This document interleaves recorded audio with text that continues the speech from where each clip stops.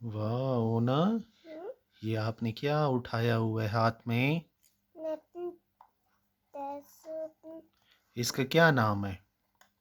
Helicopter. Helicopter? हाँ। ये कहाँ से लिया है आपने? मैं हम्म? बाहर से ली थी। बाहर से लिया है। हाँ।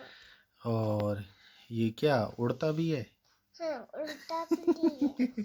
उड़ता नहीं, ये जमीन पे चलने वाला है। जरा सीधा पकड़ो, तोड़ो नहीं। ये कितना प्यारा बना हुआ है। ये हम इसे रख देंगे, जब ओना बड़ी हो जाएगी तो इस पे बैठ के स्कूल जाएगी। ठीक है ना? अब नीचे जरा चला के दिखाओ, नीचे। हाँ, धागा खींचो ना। चलो। Well done.